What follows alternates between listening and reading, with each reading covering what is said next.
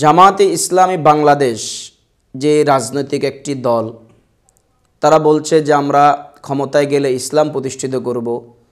তারা নিজেরাই তো কয়েকজন দেখলাম তাদের বক্তা, তারা নিজেরাও ইসলামের উপর নেই, মুসলমানিত্বের মধ্যে তারা নেই। তারা কিসের ইসলাম প্রতিষ্ঠিত করবে? ওনাকে ওয়াজের ময়দানে প্রশ্ন দেওয়া হয়েছে যে হুজুর, জামাতে ইসলাম চাঁদা তোলে, বিএনপিও চাঁদা তোলে, এটার হুকুম কি হবে? বিএনপিও চাঁদা তোলে, জামাতও চাঁদা তোলে, এই দুইটির মধ্যে পার্থক্য কি? এ নিয়ে কিছু বলেন। আর চাঁদা তো আল্লাহ তোলে। আসসালামু আলাইকুম ওয়া রাহমাতুল্লাহি ওয়া বারাকাতুহু। দূরে এবং কাছে, দেশে এবং বিদেশে যে যেখান থেকে দেখছেন, আপনাদের সকলকে জানাই এআরপি বাংলা ওয়াজ চ্যানেলের পক্ষ থেকে আন্তরিক প্রীতি এবং শুভেচ্ছা। প্রিয় দর্শক, আমরা এক এক সময় আপনাদের সম্মুখে এক এক রকমের আলোচনা নিয়ে উপস্থিত হয়ে থাকি। আজও ওই রকম একটি বিভ্রান্তমূলক আলোচনা নিয়ে আপনাদের সম্মুখে উপস্থিত হয়েছি। জামাতের এক বক্তা, তিনি বিএনপি এবং জামাতের যে সমস্ত দুষ্কৃতী লোক আছে যারা মানুষের কাছে চাঁদা দাবি করে, এদের চাঁদার সাথে জাকাত ফেতরাকে তিনি চাঁদা বলে তিরস্কার করেছে। অর্থাৎ তিনি বলতে চেয়েছেন যে বিএনপি জামাতও চাঁদা কালেকশন করে, আল্লাহও চাঁদা কালেকশন করে। নাউজুবিল্লাহি মিন জালিক। এ বিষয়ে আলোচনা করার জন্য আজ আমরা আমন্ত্রণ জানিয়েছি আপনাদের সুপরিচিত বক্তা মুফতি আব্দুর রাজ্জাক আল কাদেরী। আসসালামু আলাইকুম ওয়া রাহমাতুল্লাহি ওয়া বারাকাতুহু। ওয়া আলাইকুম আসসালাম ওয়া রাহমাতুল্লাহি ওয়া বারাকাতুহু। জি মুহতারাম, আপনি নিশ্চয়ই বুঝতে পেরেছেন যে আমরা আজকে কোন বিষয় নিয়ে আলোচনা করব। তো আমার যে বিষয় নিয়ে আমি আলোচনা করব, শুরুতেই আমি উপস্থাপন করেছি, এই জামাতের বক্তা তিনি যে আল্লাহকে চাঁদাবাজি বলে তিরস্কারমূলক কথা বলেছে, কোরআন হাদিসের আলোকে এর ফয়সালা কি হবে এবং এর শাস্তি কি, দর্শক এ ধারা কি উপকৃত হতে পারে, আজ আমরা দর্শকের সামনে এটাই উপস্থাপন করব যে আল্লাহ তাআলার শানে গোস্তাকি করলে, বেয়াদবিমূলক আচরণ করলে পৃথিবী এবং আখেরাতে তার উভয় জাহানে কি কি শাস্তি রয়েছে। ধন্যবাদ মোহতারাম মুফতি আব্দুর রহমান আল কাদেরী, আপনাকে সুন্দর একটি প্রশ্নের অবতারণা করেছেন দর্শক শ্রোতার পক্ষ থেকে।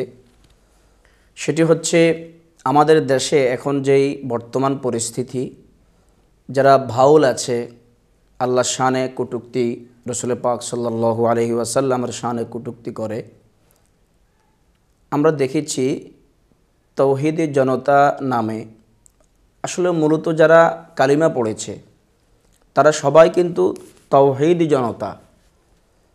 কিন্তু এখানে একটা ভুল শব্দ তারা নিজেদেরকে লাগিয়ে তারা নিজেদেরকে তৌহীদি জনতা দাবি করছে। মূলত তারা কিন্তু তৌহীদি জনতা নয়। তৌহীদি জনতার পোশাক পরিহিত অবস্থায় তারা, আমরা দেখলাম যে বিভিন্ন মাজার শরীফে হামলা করেছে। যেমন এখন ভাউল যারা আছে, এদেরকে আমরাও সাপোর্ট করি না। আহলে সুন্নাত ওয়াল জামাতের সাথে এদের সাথে দূরতম কোনো সম্পর্ক নেই। এই তৌহিদি জনতারা যেমনিভাবে এদেরকে হেনস্থা করেছে, শাস্তি দিয়েছে এবং পুলিশের হাতে হ্যান্ড ওভার করেছে, সোপর্দ করেছে, এতে করে আমরা খুশি যে ভবিষ্যতে আর কোনো ভাউল নাস্তিক যেন আল্লাহ এবং রসুলের শানে কটূক্তি করতে না পারে। এখন তৌহিদি জনতারা কি এখনও ঘুমিয়ে আছেন? আর জামাতে ইসলামী বাংলাদেশ যে রাজনৈতিক একটি দল, তারা বলছে যে আমরা ক্ষমতায় গেলে ইসলাম প্রতিষ্ঠিত করব। তারা নিজেরাই তো কয়েকজন দেখলাম তাদের বক্তা, তারা নিজেরাও ইসলামের উপর নেই, মুসলমানিত্বের মধ্যে তারা নেই। তারা কিসের ইসলাম প্রতিষ্ঠিত করবে? এক এক বক্তা তারা মাঠে ছেড়ে দিয়েছে, তারা আল্লাহর শানে কটূক্তি করছে, রসুল পাকের শানে কটূক্তি করছে। এই যে আজকের প্রশ্ন এসেছে, রফিকুল্লাহ আফসারি ওনার নাম, ওনার আরেকটি নাম হচ্ছে ভাদাইমা বক্তা রফিকুল্লাহ আফসারি, কমেডিয়ান বক্তা। এক এক সময় তিনি এক একভাবে ইসলামের শানে, আল্লাহ রসুলের শানে কটূক্তি করেন। তেমনিভাবে এই গতকাল তিনি একটি কটূক্তি করলেন। ওনাকে ওয়াজের ময়দানে প্রশ্ন দেওয়া হয়েছে যে হুজুর, জামাতে ইসলাম চাঁদা তোলে, বিএনপিও চাঁদা তোলে, এটার হুকুম কি হবে? তিনি জামাতে ইসলামকে বাঁচাতে গিয়ে, বিএনপিকে বাঁচাতে গিয়ে তিনি বললেন যে আল্লাহও চাঁদা তোলে।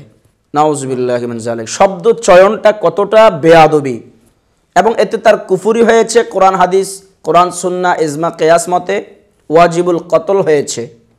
হ্যাঁ, যদি সে তওবা করে যে আমি তাওবাতান নাসুহা করছি, আমি এই থেকে আল্লাহর কাছে ফানা চাচ্ছি, ক্ষমা চাচ্ছি।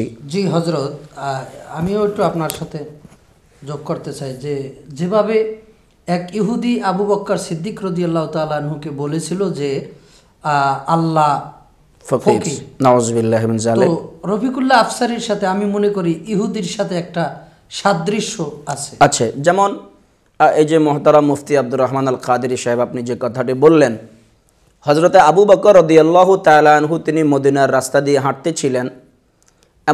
এমত অবস্থায় তিনি একটি কক্ষের পাশ দিয়ে যখন যাচ্ছিলেন, সেটাকে বলা হয় বাইতুল মিদ্রাস। সেই বাইতুল মিদ্রাসের মধ্যে ইহুদি একজন পণ্ডিত, তাওরাতের হাফেজ ছিল, সে মানুষজনকে তাওরাত পড়াচ্ছিল।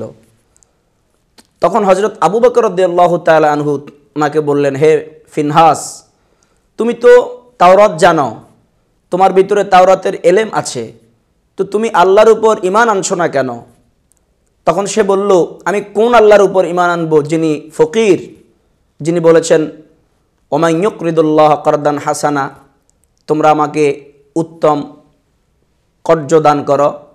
তো আল্লাহ আমাদের কাছ থেকে কর্জ চাচ্ছেন, কর্জে হাসানা চাচ্ছেন, তো আমরাই তো ধনী, আল্লাহ হচ্ছেন ফকির। নাউজুবিল্লাহি মিন যালিক।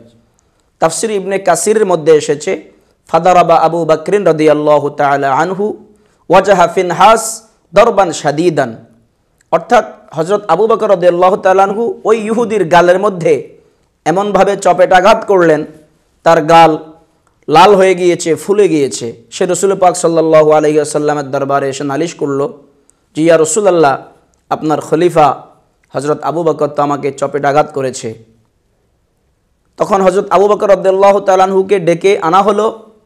আল্লাহ রসুল জিজ্ঞেস করলেন যে হে আবু বকর, তুমি কি তাকে চপেটাঘাত করেছো? কারণ হযরত আবু বকর ছিলেন নরম তরবিয়তের মানুষ, অত্যন্ত জামালিয়ত ছিল ওনার মধ্যে। তখন ওই ইহুদি অস্বীকার করেছে সে যে আল্লাহকে ফকির বলেছে, এটা সে অস্বীকার করলো। কিন্তু হযরত আবু বকর রাদিয়াল্লাহু তাআলা আনহুর পক্ষে সাক্ষী দেওয়ার মতো কেউ ছিল না বিদায়, যেহেতু ইহুদিরা হযরত আবু বকর রাদিয়াল্লাহু তাআলা আনহুর পক্ষে সাক্ষী দিবে না, সেই জন্য আল্লাহ তাআলা সাথে সাথে কোরআনুল কারীমের আয়াত নাজিল করেছেন, লাকাদ সামিআ আল্লাহু কাওলাল্লাযীনা ক্বালু ইন্নাল্লাহা ফাকিরুন ওয়া নাহনু আগনিয়া, নিশ্চয়ই আল্লাহ তাদের কথা শ্রবণ করে থাকেন, ক্বালু যারা বলে ইন্নাল্লাহা ফাকির, নিশ্চয় আল্লাহ ফকির, ওয়া নাহনু আগনিয়া, আমরা হচ্ছে ধনী। নাউজুবিল্লাহি মিন যালিক। মূলত যাকাতটা উত্তোলন করা হয়, যাকাতের এই নিয়ম আল্লাহ রাব্বুল আলামিন গরিবের জন্য করেছেন। জি। তো এখন এই যে রফিকুল্লাহ আফসারী জামাতের প্রোডাক্ট, জামাতের বক্তা, তিনি আল্লাহর তার নিজের দলের চাঁদাকে জায়েজ করতে গিয়ে আল্লাহকে চাঁদাবাজ বললেন। আল্লাহ তো চাঁদা তোলে, আল্লাহ তো চাঁদা তোলে, এই ধরনের লফজের কারণে ওনার ঈমান চলে গেছে। উনি কিসের ইসলাম প্রতিষ্ঠা করবেন? উনি নিজেই তো মুসলমান থেকে খারিজ হয়ে গেছেন। ওনাকে তওবা করতে হবে এবং ওনার ওয়াজ শোনা থেকে দর্শক শ্রোতা আপনারা যারা আছেন, আপনাদেরকে অনুরোধ করব, আপনারা এই ধরনের জ্ঞান পাপী আলেম নামের জালেমদের বয়ান বক্তব্য শোনা থেকে বিরত থাকবেন। আল্লাহ পাক আমাদের ঈমান ও আমলকে হেফাজত করুক। ওমা আলাইনা ইল্লাল বালাগ। আসসালামু আলাইকুম ওয়া রাহমাতুল্লাহ।